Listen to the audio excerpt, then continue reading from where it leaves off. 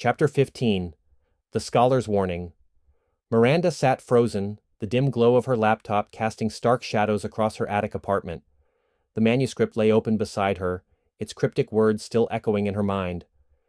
She had barely noticed the chime of her inbox, but now, as her eyes flickered to the subject line, a cold weight settled in her stomach.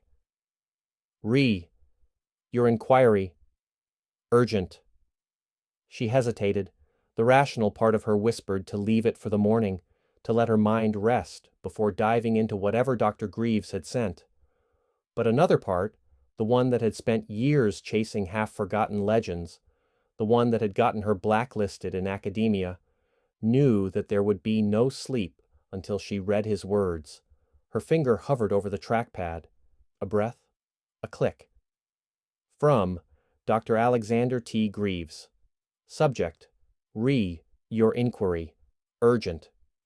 Miranda, I wish I could say it was good to hear from you, but your email troubles me deeply. You always had a sharp mind and an insatiable curiosity, traits that served you well in your studies, though they also led you down perilous roads. I had hoped, for your sake, that you had moved beyond these matters, that you had found solace in running your little bookshop, preaching lost knowledge from your soapbox to whomever would listen. That would have been the safer path, but I see now that fate has not let you be. You ask about the silent gods, the forgotten priests, and the sunken gate, as if these are mere academic inquiries, footnotes to be catalogued.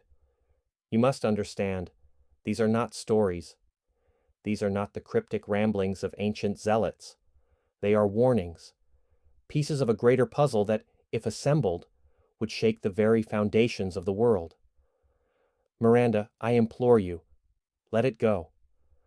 Turn away from this before you find yourself too deep to return. If you insist on continuing, then you must do so with caution and absolute discretion. The truth is not hidden because it is unknown. It is hidden because it is dangerous. There are forces that will not take kindly to you stirring the dust of the forgotten ages.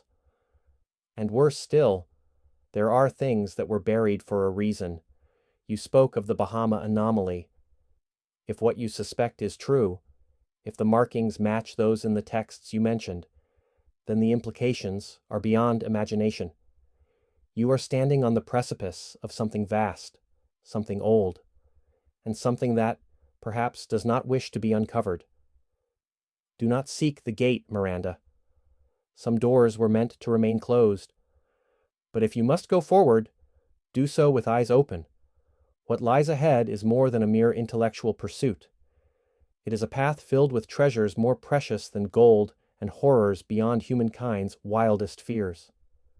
May you tread carefully. Dr. Alexander Trismegistus Greaves. Miranda read the email once, then again.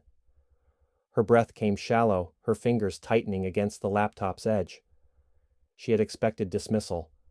A lecture about pseudo-history, about how she was chasing ghosts. What she had not expected was this, a warning, and hidden between the lines, an invitation. Dr. Greaves was telling her to stop, but he was also telling her exactly where to look. Trismegistus. He had never signed his name like that before. The reference was clear. Hermes Trismegistus, the legendary keeper of ancient wisdom, the supposed author of the Emerald Tablets. A symbol of hidden knowledge. It was a challenge. She exhaled shakily, running a hand through her hair. Sleep was out of the question now. There was only one thing left to do. She reached for the manuscript,